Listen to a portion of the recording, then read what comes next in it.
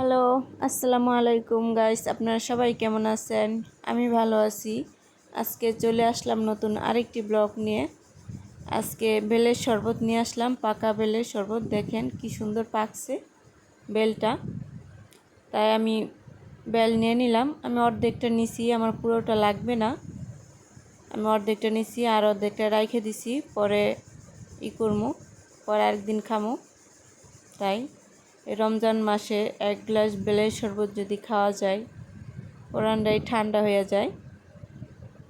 আপনারা খাইয়া দেখবেন, বেলের শরবত অনেক ভালো লাগে।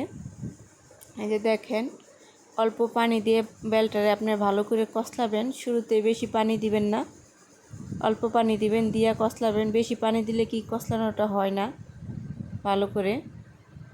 অল্প পানি নিলে কষলানোটা ভালো হয়। অল্প অল্প কষলাবেন ভালো করে, আবার অল্প করে পানি দিবেন। আমি আবার অল্প একটু পানি দিয়ে দিলাম। এখন আবার কষলায় যে এগুলা সাবাগুলা ফালাই দিমু। আপনারা এইভাবে করবেন। তারপরে আমি চালনি দিয়ে চাইলা নিমু। আপনাদের কাছে যেই চালনি থাকে, সেকনি থাকে, ওই সেকনি দিয়ে চাইলা নেবেন। আমি যে সেকনি পানি চাকনি দেওয়া চালতে লইছি, কিন্তু ওটা দিয়ে পড়ে না, ভাইজা পড়ে। তাই আমি আবার অন্য চাকনি দিয়ে চালছি, সেকে নিছি। আপনারা সেকে নেবেন, সেকে নিলে খাইতে ভালো লাগে, নাহলে খাওয়ার সময় বিচিগুলা মুখে বাজলে ভালো লাগে না। এটা দেখেন, এই সেকনি নিয়েছিলাম, এই সেকনিতে পরেই না, সব আটকেই থাকে। আপনার এই ছাকনি দিয়ে ছাকেন না, যে ছাকনি ভালো আপনাদের আছে ওগুলো দিয়ে ছাকবেন।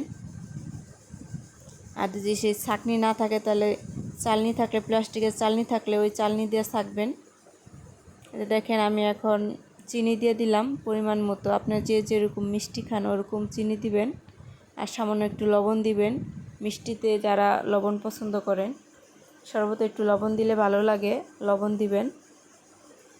আর আপনার এই বেলের শরবতটা খাওয়ার আগে 15-10 মিনিট আগে গোলাবেন। তাহলে কি, গোলাই থুয়ে দিলে ওটা অনেকটা ঘন হয় পরে। এই যে দেখেন, আমার কমপ্লিট হয়ে গেছে শরবতটা। শরবতটা অনেক ভালো লাগে। ভালো লাগলে প্লিজ সাবস্ক্রাইব করবেন, লাইক দিবেন, কমেন্টস করবেন যে কেমন হয়েছে আর কার ভালো লাগে বেলের শরবত। আজকে এই পর্যন্তই। আপনারা সবাই ভালো থাকবেন, সুস্থ থাকবেন, আমাদের জন্য দোয়া করবেন। আল্লাহ হাফেজ।